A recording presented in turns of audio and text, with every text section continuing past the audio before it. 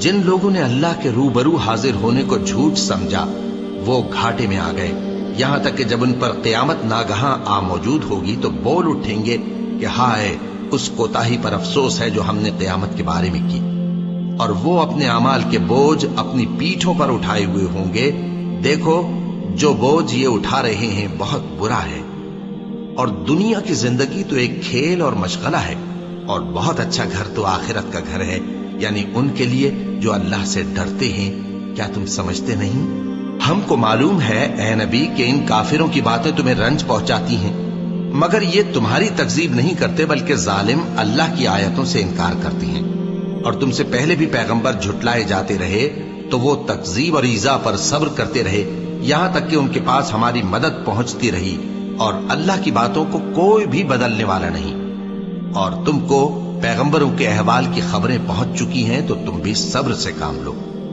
और अगर इनकी रूगर्दानी तुम पर शाख गुजरती है तो अगर ताकत हो तो जमीन में कोई सुरंग ढूंढ निकालो या आसमान में सीढ़ी तलाश कर लो, फिर इनके पास कोई मोजेजा लाओ, और अगर अल्लाह चाहता तो सबको हिदायत पर जमा कर देता।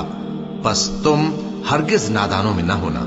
बात यह है कि हक को कबूल वही करते हैं जो सुनते भी हैं, और मुर्दों को तो अल्लाह क़यामत ही को उठाएगा, फिर उसी की तरफ लौट कर जाएंगे। और कहते हैं कि उन पर उनके परवरदिगार के पास से कोई निशानी क्यों नाजिल नहीं हुई। कह दो कि अल्लाह निशानी उतारने पर कादिर है, लेकिन अक्सर लोग नहीं जानते। और जमीन में जो चलने फिरने वाला हैवान या अपने परों से उड़ने वाला परिंदा है, उनकी भी तुम लोगों की तरह जमाते हैं।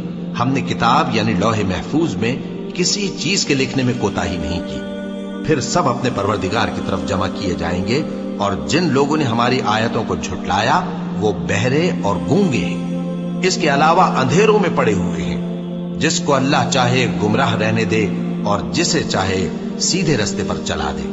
कहो काफिरो भला देखो तो, अगर तुम पर अल्लाह का अजाब आ जाए या क़यामत आ मौजूद हो तो क्या तुम ऐसी हालत में अल्लाह के सिवा किसी और को पुकारोगे?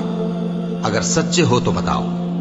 नहीं, बल्कि मुसीबत के वक्त तुम उसी को पुकारते हो, तो जिस दुख के लिए उसे पुकारते हो वो अगर चाहता है तो उसको दूर कर देता है, और जिनको तुम शरीक बनाते हो उस वक्त उन्हें भूल जाते हो। और हमने तुमसे पहले बहुत सी उम्मतों की तरफ पैगंबर भेजे, फिर उनकी नाफरमानियों के सबब हम उन्हें सख्तियों और तकलीफों में पकड़ते रहे ताकि आजिजी करें। तो जब उन पर हमारा अजाब आता रहा वो क्यों नहीं आजिजी करते रहे, मगर उनके तो दिल ही सख्त हो गए थे, और जो काम वो करते थे शैतान उनको उनकी नजरों में आरास्ता कर दिखाता था। फिर जब उन्होंने उस नसीहत को जो उनको की गई थी फरामोश कर दिया तो हमने उन पर हर चीज के दरवाजे खोल दिए, यहां तक कि जब उन चीजों से जो उनको दी गई थी खूब खुश हो गए तो हमने उनको नागहां पकड़ लिया, और वो उस वक्त मायूस होकर रह गए।